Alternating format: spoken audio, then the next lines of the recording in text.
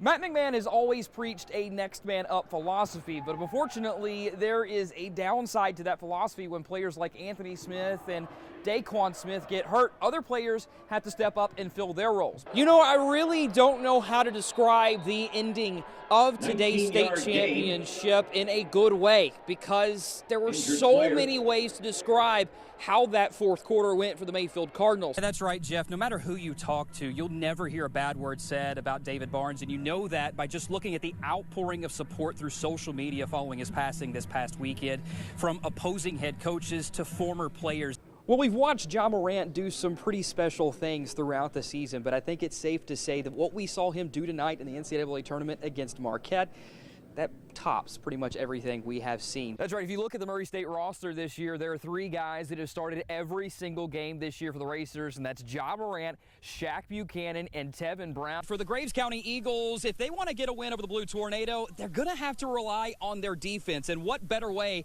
for head coach Nick Kemp to motivate his Eagles defense than with taking a page out of what colleges have done over the last few years, and that's reward turnovers. So this year, the Eagles are going to be giving out this guy.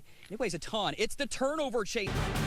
In his 2 years at Murray State, Cameron Payne went from being a relative unknown to a national sensation. He was Ja Morant 4 years before Ja Morant. Well, his success led him to become the highest racer drafted in the NBA drafts, picked 14th overall at Oklahoma City in 2015. Matt McMahon grew up in Oak Ridge, Tennessee, just about 25 miles west of Knoxville. Needless to say, he grew up a fan of the Big Orange and came to this very arena watching games as a kid. Win and you are in. It was that simple for the Tennessee Titans this afternoon as they would face a Houston Texans team that they lost to just 2 weeks ago. But as expected, the Texans sitting most of their starters this afternoon. But regardless of that, the Titans season and perhaps future on the line. Tennessee's last win in Houston came back in 2012, 7 straight losses at NRG Stadium. Ryan Tannehill, a big reason for the Titans' turnaround, 6-3 as a starter. In a hole early, surprisingly down 7-0, but Tannehill in the offense would answer quickly. Flushed it out of the pocket and finds the rookie wide receiver, A.J. Brown, turns it upfield, got a block,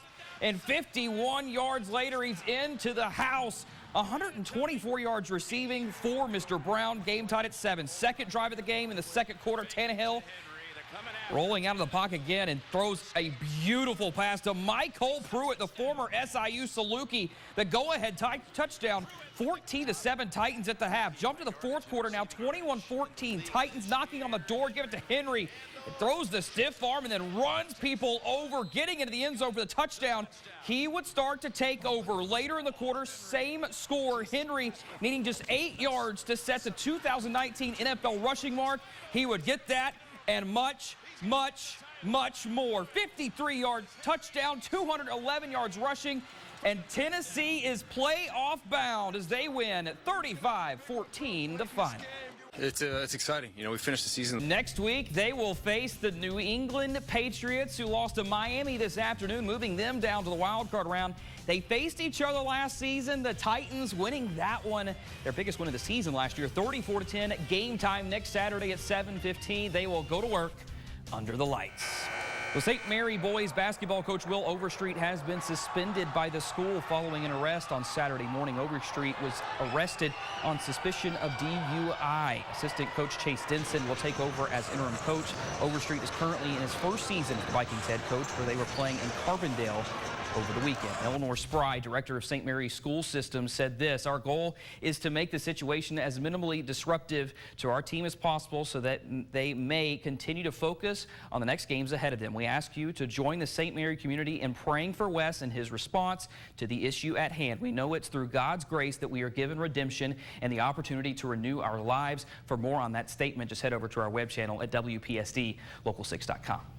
Well, as the season goes on, there are always going to be injuries, but for the Murray State Racers this year, they've already had their fair share. Head coach Matt McMahon calling it one of the craziest things he's ever seen, as 3 players left during their game last week against Evansville in that loss. Now, 5 players did not dress out in last night's non-conference finale against Cumberland. But the biggest question is, will some of them be back for Thursday night's conference opener? Well, Coach McMahon said they'll have to wait and see.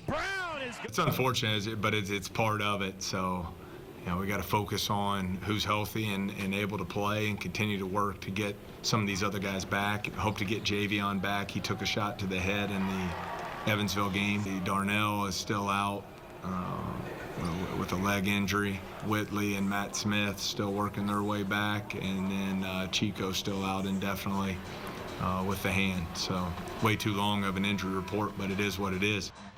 The Racers will host UT Martin on Thursday night. Blink and you'll miss it. The small town of Olive, Kentucky. The only things that are in Olive, we've got, a sawmill, 2 churches, a few cemeteries. And now home to 2 state championship golfers. It's really cool and neat to know how a small community, has 2 of the 56 state champions. Travis Thompson won his title back in 2007, while Jay Nimmo completed that task just last week.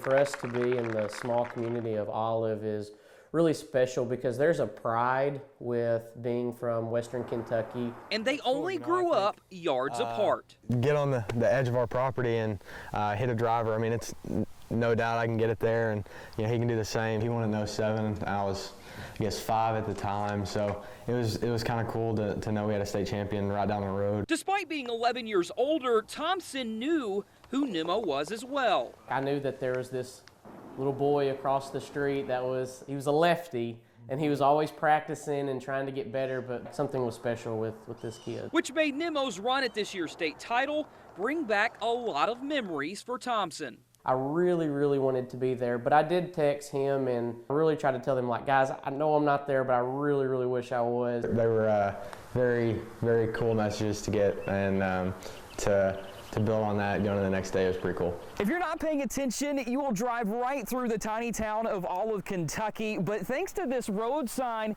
and the 2 markers below it, you now know their 2 famous residents and what they accomplished in their golfing careers. It's kind of been an ongoing joke that, if I were to win, we'd get one up. So to actually get it up here, that's really cool. And once they put it up, it turned out to be one of the most memorable things for me, and it's always fun driving beside it or past it and watching it, looking at it. And with Jay being just a junior, another year may be added to that sign. That's the goal. Next year, I'm not gonna say it's gonna be any easier, but I expect him to. In Olive, Kentucky, Adam Wells, WPSD, Local 6 Sports. Just a way of life. That's all we've done is we fish until it's time to deer hunt. When Dan Moorhead and his daughter Sarah get on the lake, nothing else matters, except maybe a bet or 2. It's usually $1 on the biggest, $1 on the smallest, $1 on the first, and $1 on the last. And I've still not gotten paid. I don't think I've ever gotten paid yet for any of the ones I've won. But there's always competition. It's a unique father-daughter bond that is rooted in the outdoors and strengthened when Dan stepped away from 27 years as a professional angler and is now an assistant coach for the McCracken County bass fishing team, where Sarah just finished her senior year. I can't get her out of bed to go to school, but if there's a fishing tournament, she's up at 3 o'clock and ready to roll. It was a hobby of mine until freshman year. Then I started doing the Tuesday night tournaments with Dad. It didn't take long before Sarah started winning tournaments herself. To see her passion and how good she's become, it's a pride thing, It means more to me than most of the tournament wins I've had. He's more excited when we are, and when we lose a fish, he gets, he's a little more sadder than we are, and so I can see it in his eyes. The Moorhead family bond with fishing goes well beyond just Dan and Sarah, as Dan's father was a fixture here on Kentucky Lake for years, and his mother, Sue Moorhead, was instrumental in starting the McCracken County bass fishing team. She took it upon herself, and when she gets something in her mind, she's not going to be told no. She went straight to the principal and the board office, and I remember her when she finally got the team together, she just was so excited. And that's a major reason why both Dan and Sarah want to continue the family legacy. I mean, it's just a way of life for what we do. I mean, we live in Western Kentucky, one of the greatest fisheries around. I mean, this is, it's not just the Moorheads, it's a way of life for a lot of people.